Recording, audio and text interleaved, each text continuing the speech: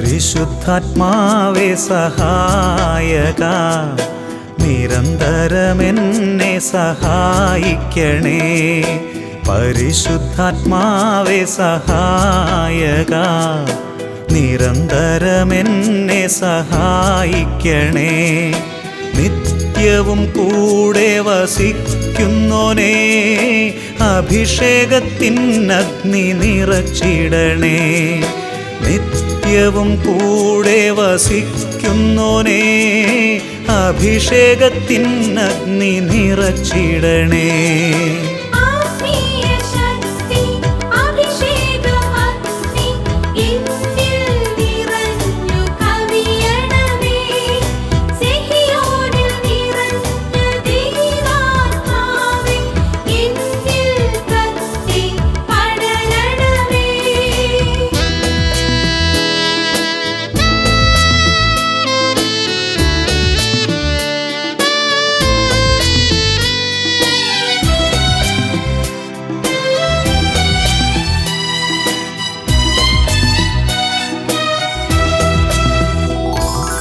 എന്നുള്ളിൽ നിറയുന്ന ദൈവിക ശക്തി ലൗകിക ശക്തിയെ തകർത്തിടുന്നു.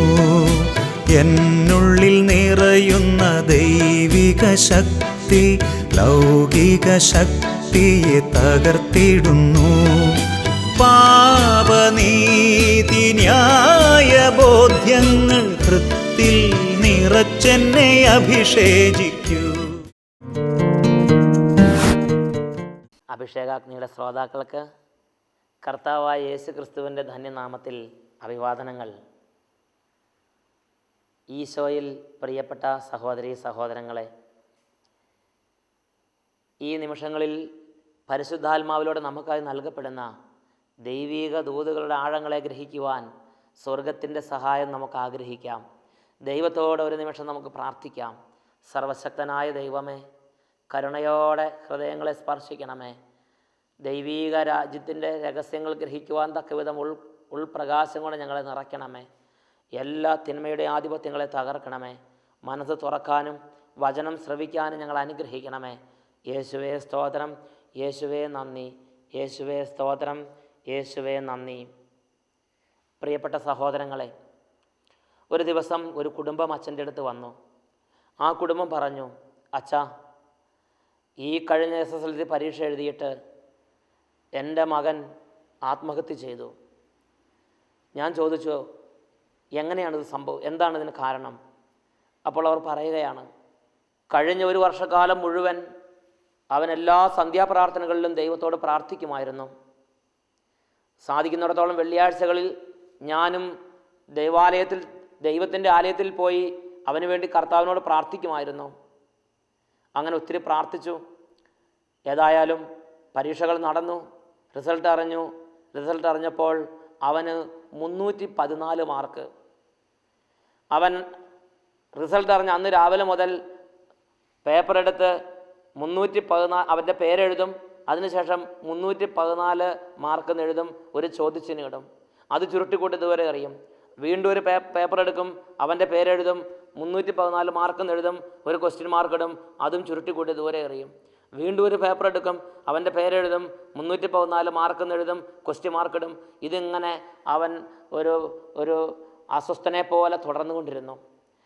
ആ ദിവസത്തിൽ ഏതോ ഒരു നേരത്ത് കുടുംബാംഗങ്ങൾ വീട്ടിലില്ലാതിരുന്ന സമയത്ത് അവൻ ആ ഭവനത്തിൻ്റെ ഉള്ളിൽ തന്നെ അവൻ തൂങ്ങി മരിച്ച് ആ ഭവനത്തിന് വലിയ ദുഃഖമുണ്ടാക്കി. വീട്ടിൽ ഒരേ ഒരു മകൻ, ഒരുപാട് സമ്പത്തുള്ള കുടുംബം. ആ കുടുംബത്തിൽ അപ്പൻ അവനോട് പറഞ്ഞു, മോനെ, നിനക്ക് മാർക്ക് കുറഞ്ഞെന്ന് വിചാരിച്ച് നീ വിഷമിക്കണ്ട. ഈ വീട്ടിൽ നീ പഠിച്ച് വലിയ സമ്പത്ത് കൊണ്ടുവരേണ്ട ആവശ്യമില്ല. അല്ലാതെ തന്നെ ഇഷ്ടം പോലെ സമ്പത്ത് നമുക്കുണ്ട്. അതുകൊണ്ട് നിനക്ക് മാർക്ക് കുറഞ്ഞതിനെ ഓർത്ത് നീ വിഷമിക്കേണ്ട. എങ്കിലും അവൻ്റെ പേരെഴുതും, 314 മാർക്ക് എഴുതും, ക്വസ്റ്റ്യൻ മാർക്ക് ഇടും, അത് ചുരുട്ടിക്കൂട്ടി ദൂരെ എറിയും. അവനിടയ്ക്ക് അമ്മയോട് സംസാരിച്ചപ്പോൾ പറഞ്ഞു, എന്തുകൊണ്ടാ എൻ്റെ ദൈവം എന്നെ ഇത്രമാത്രം താഴ്ന്ന മാർക്ക് വാങ്ങാൻ കാരണമായത്? ദൈവം എന്തുകൊണ്ട് എനിക്ക് കൂടുതൽ മാർക്ക് തരാതിരുന്നത്? ദൈവം എന്തുകൊണ്ട് എന്നെ ഉയർന്ന മാർക്ക് വന്ന് സന്തോഷിപ്പിക്കാതിരുന്നത്? അവന് ദൈവത്തോട് കോപമായി. അവൻ്റെ ഉള്ളിൽ ബോഷ്ക്ക് ചിന്തകൾ കടന്നുകൂടി. അവൻ ചിന്തിച്ചു, ദൈവം എന്നെ സഹായിച്ചില്ല. ദൈവം എന്നെ അനുഗ്രഹിച്ചില്ല, ദൈവം എന്തുകൊണ്ട് എന്നെ സഹായിച്ചില്ല, ദൈവം എന്തുകൊണ്ട് എനിക്ക് മാർക്ക് തന്നില്ല. അവൻ ഭോഷ്ക ചിന്തകൾക്ക് അടിമപ്പെട്ടു. അവൻ ദൈവത്തോട് മറുതലിച്ചു. അവൻ അന്ന് അവൻ്റെ ജീവിതം അവസാനിപ്പിച്ചു. ഇത് ഒന്നോ രണ്ടോ വ്യക്തികളുടെ ഉള്ളിലല്ല, ജീവിതത്തിൽ പ്രയാസങ്ങൾ നേരിടുന്ന അനേകം ദൈവമക്കളുടെ ഉള്ളിൽ അവർക്കൊരു ചിന്തയുണ്ട്. ദൈവം എന്തുകൊണ്ട് ഞങ്ങളെ സഹായിച്ചില്ല, ദൈവം എന്തുകൊണ്ട് ഞങ്ങളെ തുണച്ചില്ല, ദൈവം എന്തുകൊണ്ട് രക്ഷിച്ചില്ല, ദൈവം എന്തുകൊണ്ട് ഇങ്ങനെയാക്കി, ദൈവം എന്തുകൊണ്ട് ഇത് വരുത്തി, ഞങ്ങൾ എന്ത് തെറ്റാ ചെയ്തത്, ഞങ്ങൾ പ്രാർത്ഥിച്ചില്ലേ, സന്ധ്യാപ്രാർത്ഥനയ്ക്ക് പ്രാർത്ഥിച്ചില്ലേ, അവിടെ ആലയത്തിൽ പോയി പ്രാർത്ഥിച്ചില്ലേ, പിന്നെ എന്തുകൊണ്ട് ഞങ്ങൾക്ക് ഇങ്ങനെ ചെയ്തു? അനേകരുടെ മനസ്സിലുള്ള ചോദ്യമാണിത്.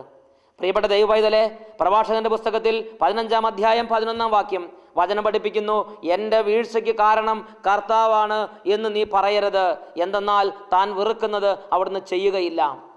പ്രഭാഷകൻ 15-ാം അധ്യായം 12-ാം വാക്യത്തിൽ പഠിപ്പിക്കുന്നു, എന്നെ വഴിതെറ്റിച്ചത് കർത്താവാണെന്ന് പറയരുത്, അവിടത്തേക്ക് പാപിയെ ആവശ്യമില്ല. ഇത് അനേകം വ്യക്തികളുടെ ഉള്ളിലുള്ള ഒരു ഭോഷ്ക ചിന്തയാണ്. ദൈവമാണ് ഇത് വരുത്തിയത്, ദൈവമാണ് ഇതിന് കാരണം. പ്രിയപ്പെട്ട സഹോദരങ്ങളെ, മറ്റൊരു സംഭവം എൻ്റെ മനസ്സിലേക്ക് ഓർമ്മ വരികയാണ്. ഈറോഡ് വചന ശുശ്രൂഷകൾക്ക് കടന്നു ചെന്നപ്പോൾ അവിടെയുള്ള ദൈവജനം അച്ഛനോടൊരു കാര്യം പറഞ്ഞു. അച്ഛാ, ഒരു വീട്ടുകാർ ധ്യാനത്തിന് വരുന്നില്ല, ഒരു വീട്ടിലെ ചേട്ടത്തി പ്രത്യേകിച്ച് ആ വീട്ടിലെ കുടുംബനാഥ ധ്യാനത്തിന് വരുന്നില്ല. ഞാൻ ചോദിച്ചു, എന്താണ് കാരണം? അവർ പറഞ്ഞു, ആ കുടുംബനാഥൻ്റെ മകൻ മരിച്ച പിന്നെ പള്ളിയിലും വരുന്നില്ല. ഞാൻ ചോദിച്ചു, എന്താണ് ആ മകൻ്റെ മരണത്തിന് കാരണം? അപ്പോൾ അവർ വിവരിച്ചത് ഇങ്ങനെയാണ്, ഏതാണ്ട് കുറേ വർഷങ്ങൾ കുഞ്ഞുങ്ങളില്ലാതിരുന്നപ്പോൾ അവർ പ്രാർത്ഥിച്ച് അവർക്കൊരു മോനെ കിട്ടി. ആ മോനെ അവർ താലോലിച്ച് വളർത്തി, നന്നായി പഠിച്ച് നന്നായി അവൻ വളർന്നു. അവൻ LLB ബിരുദം നേടി. അവൻ്റെ LLB പഠന ബിരുദം പൂർത്തിയായി. അവൻ ബാർ കൗൺസിലിൽ രജിസ്റ്റർ ചെയ്യുന്നതിന് 10 ദിവസം മുമ്പ് ഒരു കൂട്ടുകാരോട് കൂടെ ഒരു ജലാശയത്തിൽ കുളിക്കാൻ പോയി. അവിടെ വെച്ച് വെള്ളത്തിൽ മുങ്ങി അവൻ മരിച്ചു. ഈ സംഭവത്തിന് ശേഷം ആ വീട്ടമ്മ പിന്നെ പള്ളിയിൽ പോയിട്ടില്ല. ഈ സംഭവത്തിന് ശേഷം ആ വീട്ടമ്മ മനഃപൂർവ്വം ബ്രാൻഡി കുടിക്കാൻ തുടങ്ങി, മനഃപൂർവ്വം പുകവലിക്കാൻ തുടങ്ങി, മനഃപൂർവ്വം ലഹരി മരുന്നുകൾ ഉപയോഗിക്കാൻ തുടങ്ങി. ആ വീട്ടമ്മ പറഞ്ഞു, ദൈവം ഇങ്ങനെ ഞങ്ങളോട് ചെയ്യാൻ ഞങ്ങൾ എന്ത് തെറ്റാ ചെയ്തത്? ദൈവം ഞങ്ങളെ ഇത്രമാത്രം വിഷമിപ്പിക്കാൻ ഞങ്ങൾ എന്ത് തെറ്റാണ് ചെയ്തത്? ആ വീട്ടമ്മ ദൈവത്തോട് പ്രതികാരം ചെയ്യുകയാണ്. ആ വീട്ടമ്മ ഈ ദേവാലയവും ദൈവീക കാര്യങ്ങളും വിട്ട്, സന്ധ്യാപ്രാർത്ഥന വിട്ട് ദൈവസന്നിധിയിൽ ആ വീട്ടമ്മ പുറംതിരിഞ്ഞ് മറുതൊലിച്ച് നിൽക്കുകയാണ്. അന്ന് വരെ എന്നും രാവിലെ മുടങ്ങാതെ പള്ളിയിൽ പോയിരുന്ന വീട്ടമ്മയാണ്. എന്നാൽ ഇപ്പോൾ ദേവാലയത്തിൽ പോകുന്നില്ലെന്ന് മാത്രമല്ല, ദൈവത്തോട് പുറംതിരിഞ്ഞ് പാപത്തിൻ്റെ വഴികളിലൂടെ നടക്കുകയാണ്. പ്രിയപ്പെട്ട ദൈവജനമേ, ജോബിൻ്റെ പുസ്തകത്തിൽ 22-ാമത്തെ അധ്യായത്തിൽ ദൈവത്തിൻ്റെ വചനം ഇപ്രകാരം പഠിപ്പിക്കുന്നു, നീ നീതിമാനായതുകൊണ്ട് സർവശക്തന് എന്തെങ്കിലും നേട്ടമുണ്ടോ? നീ കുറ്റമറ്റവനാണെങ്കിൽ സർവശക്തന് എന്തെങ്കിലും ലാഭമുണ്ടോ? ഒരുവൻ ജ്ഞാനിയാകുന്നത് കൊണ്ട് പ്രയോജനം അവന് തന്നെ.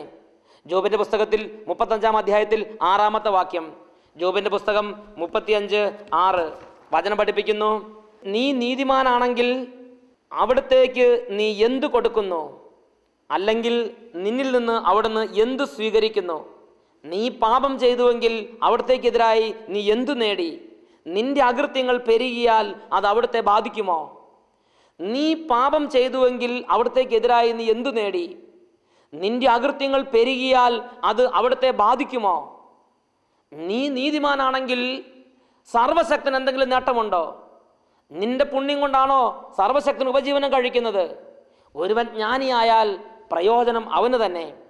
പ്രിയപ്പെട്ട ദൈവമക്കളെ, ഇത് ദൈവജനത്തിൻ്റെ ഉള്ളിൽ ഉണ്ടാകുന്ന വലിയൊരു തിന്മയാണ്. ജീവിതത്തിൻ്റെ ഞെരുക്കമുണ്ടാകുമ്പോൾ, ജീവിതത്തിലെ പ്രയാസങ്ങൾ നേരിടേണ്ടി വരുമ്പോൾ, ജീവിതത്തിൽ പലതരത്തിലുള്ള ദുരിതങ്ങളിലൂടെ കടന്നു പോകേണ്ടി വരുമ്പോൾ സർവശക്തനായ ദൈവത്തോട് മറുതലിക്കുക, സർവശക്തനായ ദൈവത്തോട് മല്ലടിക്കുക. ദൈവത്തിൻ്റെ വചനത്തിൽ ജോബിൻ്റെ പുസ്തകത്തിൽ ഇപ്രകാരമാണ് വചനം പഠിപ്പിക്കുന്നത്. ജോബിൻ്റെ പുസ്തകം 15-ാം അധ്യായം 25-ാം വാക്യം, എന്തെന്നാൽ അവൻ ദൈവത്തിനെതിരെ കൈ ഉയർത്തുകയും സർവശക്തനെ വെല്ലുവിളിക്കുകയും ചെയ്തു. എന്തെന്നാൽ അവൻ ദൈവത്തിനെതിരെ കൈ ഉയർത്തുകയും സർവശക്തനെ വെല്ലുവിളിക്കുകയും ചെയ്തു. കനത്ത പരിചയമേന്തി ധിക്കാരപൂർവം അവിടുത്തെ നേരെ അവൻ പാഞ്ഞു ചെന്നു. ദൈവജനത്തിൻ്റെ ഒരു ദൈവ പൈതലിൻ്റെ ജീവിതത്തിൽ ഞെരുക്കമുണ്ടാകുമ്പോൾ, ദൈവത്തോട് മറുതലിക്കുമ്പോൾ അവൻ ചെയ്യുന്ന പാപത്തെക്കുറിച്ച് ജോബിൻ്റെ പുസ്തകം 15:25 പഠിപ്പിക്കുകയാണ്. അവൻ കനത്ത പരിചയമേന്തി ധിക്കാരപൂർവം അവിടുത്തെ നേരെ പാഞ്ഞു ചെന്നു. അവൻ ദൈവത്തിനെതിരെ കൈ ഉയർത്തുകയും സർവശക്തനെ വെല്ലുവിളിക്കുകയും ചെയ്തു. ഒരു ദൈവ പൈതലിനെ നാശത്തിലേക്ക് നയിക്കുന്ന വലിയ തിന്മ. ഇങ്ങനെ ഈ വിധം ഒരു തിന്മ ഒരു ദൈവ പൈതൽ പ്രവർത്തിച്ചാൽ അവൻ്റെ ജീവിതത്തിൽ എന്ത് തകർച്ചയാണ് അവൻ വിളിച്ചു വരുത്തുന്നത്? വചനം പഠിപ്പിക്കുന്ന പ്രകാരമാണ്. ജോബിൻ്റെ പുസ്തകത്തിൽ 15-ാം അധ്യായം 27-28 മുതലുള്ള വാക്യങ്ങൾ വചനം പഠിപ്പിക്കുന്ന പ്രകാരമാണ്. അവൻ സമ്പന്നനാവുകയില്ല, അവൻ്റെ ധനം നിലനിൽക്കുകയില്ല, അവൻ ഭൂമിയിൽ വേര് പിടിക്കുകയില്ല, അവൻ അന്ധകാരത്തിൽ നിന്ന് മോചനമില്ല, അവൻ്റെ ശാഖകളെ അഗ്നിയുടെ ജ്വാലകൾ ഉണക്കിക്കളയുന്നു, ശൂന്യതയായിരിക്കും അവൻ്റെ ഓഹരി. ഇത്രമാത്രം തകർച്ചയാണ് ഇങ്ങനെയുള്ള ദുരിതങ്ങളിൽ നാം നമ്മുടെ ജീവിതത്തിലേക്ക് വിളിച്ചു വരുത്തുന്നത്. ഓരോ പ്രയാസത്തിലൂടെ കടന്നു പോകേണ്ടി വരുമ്പോഴും, ഓരോ ബുദ്ധിമുട്ടുകളിലൂടെ കടന്നു പോകേണ്ടി വരുമ്പോഴും സർവശക്തനെതിരെ മറുതലിക്കുകയും ധിക്കാരപൂർവ്വം കനത്ത പരിചയമേന്തി സർവശക്തനെതിരെ പാഞ്ഞു ചെല്ലുകയും ചെയ്യുന്ന ഒരു ജീവിതത്തെ രീതിയിലുടമയാണോ ഞാനും നിങ്ങളും? കനത്ത തകർച്ചയാണ് എൻ്റെയും നിങ്ങളുടെ ജീവിതത്തിലേക്ക് ആ സാഹചര്യങ്ങൾ, ആ പ്രവൃത്തിയിലൂടെ നാം വിളിച്ചു വരുത്തുന്നത്. 6 തിന്മയാണ് പറഞ്ഞു വെച്ചിരിക്കുന്നത്. 1, അവൻ സമ്പന്നനാവുകയില്ല. 2, അവൻ്റെ ധനം നിലനിൽക്കുകയില്ല. 3, അവൻ ഭൂമിയിൽ വേര് പിടിക്കുകയില്ല. 4, അന്ധകാരത്തിൽ നിന്ന് അവന് മോചനമില്ല. 5, അവൻ്റെ ശാഖകളെ അഗ്നിയുടെ ജ്വാലകൾ ഉണക്കിക്കളയുന്നു. 6, പുഷ്പങ്ങളെ കാറ്റിൽ പറത്തിക്കളയുന്നു. പ്രിയപ്പെട്ട ദൈവജനമേ, ഒരുപാട് ചിന്തിച്ചാലും മനസ്സിലാക്കാൻ പറ്റാത്തത് ഒരുപാട് തകർച്ചകളാണ് ദൈവത്തോട് മറുതലിക്കുന്നത് വഴി ഒരു ദൈവ പൈതലിന്റെ ജീവിതത്തിലേക്ക് പെയ്തിറങ്ങുന്നത്. അതുകൊണ്ട് പ്രഭാഷകൻ 15-ാം അധ്യായം 11-ാം വാക്യം പഠിപ്പിക്കുകയാണ്, എൻ്റെ വീഴ്ചയ്ക്ക് കാരണം കർത്താവാണ് എന്ന് പറയരുത്. എൻ്റെ വീഴ്ചയ്ക്ക് കാരണം കർത്താവാണ് എന്ന് പറയരുത്. എന്തെന്നാൽ താൻ വെറുക്കുന്നത് അവിടുന്ന് ചെയ്യുകയില്ല. ഒരു നിമിഷം നമുക്ക് പ്രാർത്ഥിക്കാം. ഇന്നോളം പലതരത്തിലുള്ള വിപരീത സാഹചര്യങ്ങളിലൂടെ കടന്നു വന്ന ഒരുപാട് തരത്തിലുള്ള ദുരിതകരമായ വിപരീത ദൈവിക ദോഷം വിളിച്ചു വരുത്തുന്ന പാപങ്ങളിൽ നിന്ന് വിടുതലിന് വേണ്ടി ഈ നിമിഷങ്ങളിൽ നമുക്ക് പ്രാർത്ഥിക്കാം. കർത്താവായ ദൈവമേ, ഈ രാത്രിയിൽ വചനം കേട്ട് പ്രാർത്ഥിച്ചു കൊണ്ടിരിക്കുന്ന മക്കളുടെ മേൽ അവിടുത്തെ അരൂപിയെ വർഷിക്കണമേ. ദൈവത്തോട് മറുതലിക്കുകയും ദൈവത്തിൻ്റെ ആത്മാവിനെ ദുഃഖിപ്പിക്കുകയും ദൈവത്തിൻ്റെ പദ്ധതികളെ മനസ്സിലാക്കാതെ ധിക്കാരപൂർവം സർവശക്തനെ വെല്ലുവിളിക്കുകയും ചെയ്ത കഴിഞ്ഞ കാലങ്ങളെ ഓർത്ത് മാപ്പ് ചോദിക്കുന്നു. അങ്ങയുടെ ആത്മാവിനെ വിട്ട് ദാർഷ്ട്യത്തിൻ്റെയും താന്തോന്നിത്വത്തിൻ്റെയും വഷളത്വത്തിൻ്റെയും മാർഗത്തിലൂടെ നടന്നതിനെ ഓർത്ത് അനുതപിക്കുന്നു. പിതാവേ, ഈ നിമിഷങ്ങളിൽ കരുണയോടെ സ്പർശിക്കണമേ. മുറിവേറ്റ മാനസങ്ങളെ സുഖപ്പെടുത്തണമേ. വലിയ ദുരിതങ്ങളിലും കണ്ണുനീരിൻ്റെ താഴ്വരയിലൂടെ നടന്നപ്പോഴും ഞെരുക്കത്തിൻ്റെ പിടിയിൽ അമർന്നപ്പോഴും ഏകാന്തതയിൽ അകപ്പെട്ടപ്പോഴും തളർന്നു പോയ ഞങ്ങളുടെ മനസ്സുകളിൽ അങ്ങേക്കെതിരെ ഉണ്ടായ എല്ലാ ചിന്തകളെ ഓർത്ത് മാപ്പ് ചോദിക്കുന്ന ഈ നിമിഷം ഞങ്ങളുടെ മനസ്സുകളെ സ്പർശിച്ച് സുഖപ്പെടുത്തണമേ. യേശുവേ സ്തോത്രം, സ്തോത്രം. യേശുവേ നന്ദി. ഹാലലുയ്യ, ഹാലലുയ്യ, ഹാലലുയ്യ. ഈശോയെ നന്ദി, ഈശോയെ സ്തുതി.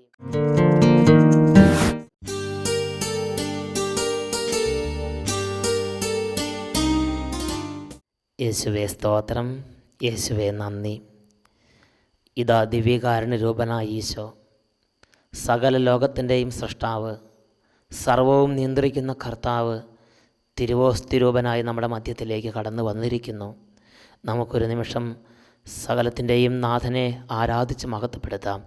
യേശുവേ സ്തോത്രം, യേശുവേ നന്ദി. ഹാലലുയ്യ, ഹാലലുയ്യ, ഹാലലുയ്യ. പിതാവായ ദൈവമേ, പുത്രനായ യേശു ക്രിസ്തുവിൻ്റെ അത്ഭുത നാമത്തിൽ ഇപ്പോൾ ദൈവമക്കളുടെ കുടുംബങ്ങളിലും ജീവിതങ്ങളിലും വ്യത്യാസങ്ങൾ ഉണ്ടാകട്ടെ. മറുതലിപ്പിൻ്റെയും ദൈവവിരോധത്തിൻ്റെയും അരൂപികളെ ഇപ്പോൾ നിർവീര്യമാക്കണമേ. തകർന്ന ജീവിതങ്ങളിലേക്ക്, പ്രത്യേകിച്ച് ആത്മീയമായി പിന്മാറ്റത്തിലേക്ക് പോയിക്കൊണ്ടിരിക്കുന്ന ഓരോ മകനെയും മകളെയും ഇപ്പോൾ സ്പർശിക്കണമേ എന്ന് പ്രാർത്ഥിക്കുന്നു. പിന്മാറ്റത്തിൻ്റെ അരൂപികളെ നിർവീര്യമാക്കണമേ. വിശ്വാസത്തിൻ്റെ അഭിഷേകം നൽകണമേ. ജീവൻ്റെ അഭിഷേകം നൽകണമേ. കർത്താവെ, പ്രാർത്ഥനയിലും ആത്മീയതയിലും വീണ്ടും വീണ്ടും വളർന്നു വരാൻ തക്കവിധം വിശ്വാസത്തിൻ്റെ അഭിഷേകം കൊണ്ട് ഇപ്പോൾ ദൈവമക്കളെ നിറയ്ക്കണമെന്ന് പ്രാർത്ഥിക്കുന്നു. സർവശക്തനായ ദൈവത്തിൻ്റെ കൃപ ഈ നിമിഷങ്ങളിൽ ദൈവമക്കളുടെ മേൽ വ്യാപരിക്കട്ടെ.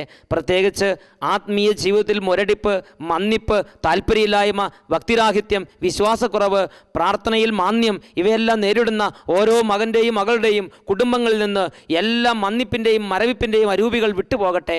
മല്ലടിപ്പിൻ്റെ അരൂപികൾ വിട്ടുപോകട്ടെ. എല്ലാ തരത്തിലുള്ള നിർജീവത്വത്തിൻ്റെയും ആത്മാക്കൾ വിട്ടുപോകട്ടെ. അവിശ്വാസത്തിൻ്റെ ആത്മാക്കൾ വിട്ടുപോകട്ടെ. ദൈവകൃപ അങ്കുരിക്കട്ടെ. ദൈവകൃപ ഉജ്ജ്വലിക്കട്ടെ. ദൈവകൃപയാൽ ദൈവജനം ഉണരട്ടെ. കുടുംബങ്ങൾ ഉണരട്ടെ. ജീവിതങ്ങൾ ഉണരട്ടെ. ദൈവാരാധനകൾ, ദൈവസ്തുതിപ്പുകൾ, ആത്മീയത, വിശ്വാസ ജീവിതം, ദൈവം പരിശുദ്ധാത്മാവിൻ്റെ വഴികളിലൂടെയുള്ള ദൈവത്തെ പ്രസാദിപ്പിക്കാനുള്ള അധ്വാനങ്ങൾ കൂടുതൽ കൂടുതൽ ശക്തി പ്രാപിക്കട്ടെ. ഹാലലുയ്യ, ഹാലലുയ്യ, ഹാലലുയ്യ, ഹാലലുയ്യ. മന്ദതയുടെയും മരവിപ്പിൻ്റെയും ആത്മാക്കളെ യേശു ക്രിസ്തുവിന്റെ നാമത്തിൽ ബന്ധിച്ച് നിർവീര്യമാക്കുന്നു. പ്രാർത്ഥനയ്ക്ക് തടസ്സമുണ്ടാക്കുന്ന, ആത്മീയ ജീവിതം തടസ്സമുണ്ടാക്കുന്ന എല്ലാ എതിർശക്തികളെയും ഈശോയുടെ നാമത്തിൽ ബന്ധിച്ച് നിർവീര്യമാക്കുന്നു. ദൈവിക മാർഗത്തിൽ വ്യാപരിക്കുന്നതിന് തടസ്സമുണ്ടാക്കുന്ന എല്ലാ തിന്മയുടെ ശക്തികളെയും യേശു ക്രിസ്തുവിന്റെ അധികാരമുള്ള നാമത്തിൽ ബന്ധിച്ച് നിർവീര്യമാക്കുന്നു. ഹാലലുയ്യ, ഹാലലുയ്യ, ഹാലലുയ്യ, ഹാലലുയ്യ. എല്ലാ ദൈവമക്കളും ആത്മീയ മേഖലയിൽ അനുഭവിക്കുന്ന പ്രതികൂലങ്ങളെ സമർപ്പിച്ച് പ്രാർത്ഥിക്കുന്നു. സമാധാനത്തിന് ദൈവം ഉടൻ തന്നെ ദുഷ്ടനെ നിങ്ങളുടെ കാൽക്കീഴിലാക്കി ചാരമാക്കി കളയും. ഹാലലുയ്യ, ഹാലലുയ്യ. യേശുവേ സ്തോത്രം, സ്തോത്രം. യേശുവേ നന്ദി, യേശുവേ നന്ദി. ഹാലലുയ്യ, ഹാലലുയ്യ. യേശുവേ ആരാധന, യേശുവേ ആരാധന. യേശുവേ സ്തോത്രം, യേശുവേ ആരാധന. യേശുവേ സ്തോത്രം, യേശുവേ നന്ദി, യേശുവേ ആരാധന. എൻ്റെ പേര് അന്നക്കുട്ടി. ഞാൻ തോട്ടുമുഖത്തുനിന്ന് വരുന്നു. എനിക്ക് 3 വർഷമായിട്ട് കാൽമുട്ടിന് വേദനയും മുട്ടുകുത്താൻ പാടില്ലാത്ത വിഷമമായിരുന്നു. ഇവിടെ വന്ന് സ്തുതിക്കുകയും ആരാധിക്കുകയൊക്കെ ചെയ്തപ്പോൾ എൻ്റെ കാൽമുട്ടിൻ്റെ വേദന കുറഞ്ഞു. ഞാൻ മുട്ടുകുത്തി ഇവിടെ ആരാധിക്കുന്നു. എനിക്ക് 10-15 വർഷമായിട്ട് ആസ്മ രോഗമായിരുന്നു. ഇവിടെ വന്ന് ഞാൻ ഈ ധ്യാനകേന്ദ്രത്തിൽ വന്ന് വചനം കേട്ടതിൻ്റെ ഫലമായിട്ട് എനിക്ക് ശ്വാസം മുട്ടൽ കുറഞ്ഞു. ഞാൻ പച്ചവെള്ളത്തിൽ കുളിക്കാറൊന്നുമില്ലായിരുന്നു. ഇവിടെ വന്ന് ഞാൻ പച്ചവെള്ളത്തിൽ കുളിക്കുകയും ചെയ്തു. യേശുവേ സ്തോത്രം, യേശുവേ നന്ദി. എൻ്റെ പേര് സുനിൽ. ഞാൻ ചെമ്മണ്ണൂരിൽ നിന്ന് വരുന്നു. ഇവിടെ ഏകദിന ധ്യാനങ്ങൾക്ക് ഞാൻ സംബന്ധിക്കാറുണ്ട്. ഒരു 2-3 വർഷമായിട്ട് എൻ്റെ നാവിനൊരു അലർജിയുണ്ട്. ബ്രെഡ് എനിക്ക് കഴിക്കാൻ സാധിക്കില്ല. ഈ ധ്യാനത്തിൽ വെച്ച് ഉപാസന അന്ന് ബ്രെഡായിരുന്നു. ഞാനത് യേശുവിനോട് പ്രാർത്ഥിച്ച് കഴിച്ചു. എനിക്കിപ്പോൾ ഒരു കുഴപ്പമില്ല. യേശുവേ നന്ദി, യേശുവേ സ്തോത്രം. എൻ്റെ പേര് ഏലിക്കുട്ടി എന്നാണ്. മലപ്പുറം ജില്ലയിലാണ് താമസിക്കുന്ന വെറ്റിൽപ്പാറയിൽ. എനിക്ക് ആസ്മയുടെ സൂക്കേട് തുടങ്ങിയിട്ട് 25 കൊല്ലമായതാണ്. അന്ന് തുടങ്ങി ഇന്ന് വരെ കൊന്ത ചെല്ലാനിരുന്നാൽ 2 രഹസ്യം ചൊല്ലി കഴിയുമ്പം എനിക്കത് ചെല്ലാൻ പറ്റിയാൽ ശ്വാസം മുട്ടലായിട്ട് ഞാൻ എൻ്റെ മോളെ കൊണ്ടാണ് ബാക്കി ചെല്ലിക്കുന്നത്. പിന്നെ ഞാൻ പച്ചവെള്ളത്തിൽ കുളിച്ചിട്ട് ഒത്തിരി കാലങ്ങളായതാണ്. ഇവിടെ വന്നപ്പോൾ തുടങ്ങി പച്ചവെള്ളത്തിൽ കുളിച്ചിട്ട് എനിക്ക് യാതൊരു അസുഖവും ഉണ്ടായില്ല. യേശുവേ സ്തോത്രം, യേശുവേ നന്ദി. എൻ്റെ പേര് ചിന്നമ്മ. പനമ്പ്ളാവിൽ നിന്ന് വരുന്നു. എൻ്റെ ശരീരത്തിൻ്റെ പേശി ചുരുങ്ങുന്ന രോഗമാണ്. 15 വർഷമായി. എനിക്ക് ഇങ്ങോട്ട് പോകുന്ന വഴി ബസ്സിൽ കയറാനും ഇറങ്ങാനും തളർച്ച കൊണ്ട് പാടില്ലായിരുന്നു. അൾസറിൻ്റെ രോഗം ഉണ്ടായിരുന്നു. ഛർദി വരുകയും ഗ്ലൂക്കോസ് കയറ്റുകയൊക്കെ ചെയ്തിട്ടുണ്ടായിരുന്നു. അതിവിടെ വന്നപ്പം എല്ലാ കറിയും കൂട്ടിയപ്പം നോക്കുമ്പം ഒരു കുഴപ്പവും ഇല്ല. സുഖം കിട്ടി. യേശുവേ നന്ദി, യേശുവേ സ്തുതി. എൻ്റെ പേര് ട്രീസ. തൃശ്ശൂർ മാന്നാമംഗലത്തു നിന്ന് വന്നതാണ്. 10 കൊല്ലം മുമ്പ് കമ്പിയെ തട്ടി വീണ് മുട്ടിന് പരിക്ക് പറ്റിയതാണ്. എന്നും വേദനയായിരുന്നു. മുട്ട് സ്റ്റെപ്പ് കയറാൻ ബുദ്ധിമുട്ടും കസേരമേൽ ഇരുന്ന് എഴുന്നേക്കാനൊക്കെ ബുദ്ധിമുട്ടായിരുന്നു. ഈ ധ്യാനം കൂടിയ പിന്നെ വളരെ കുറവായി. എൻ്റെ പേര് സർഫീന. വീട് നെല്ലായി. എനിക്ക് 2 വർഷമായി ക്യാൻസറാണ്. ബ്രസ്റ്റ് ക്യാൻസറായിരുന്നു. അത് എടുത്ത് മാറ്റുകയും ചെയ്തു. അങ്ങനെ ഇവിടെ വന്ന് പ്രാർത്ഥിച്ചതിൻ്റെ ഫലമായി അത് സുഖം പ്രാപിച്ചു. പിന്നെ എനിക്ക് യൂട്രസിൽ മുഴയുണ്ടായിരുന്നു. അപ്പോൾ കഴിഞ്ഞ വെള്ളിയാഴ്ച സ്കാൻ ചെയ്യാനായിട്ട് പോയി. അപ്പോൾ ഞാൻ കർത്താവിനോട് പ്രാർത്ഥിച്ചു, കർത്താവേ എനിക്ക് ഈ സൗഖ്യം കിട്ടണമെങ്കിൽ എനിക്ക് മുഴയൊന്നും ഇല്ലെങ്കിൽ ഞാൻ വന്ന് ഇവിടെ ധ്യാനം കൂടാമെന്ന് വിചാരിച്ചിട്ടുണ്ടായിരുന്നു. അതേമാതിരി സ്കാൻ ചെയ്തപ്പോൾ മുഴയൊന്നും കാണാനില്ലെന്ന് ഡോക്ടർ പറഞ്ഞു. യേശുവേ നന്ദി, യേശുവേ സ്തോത്രം.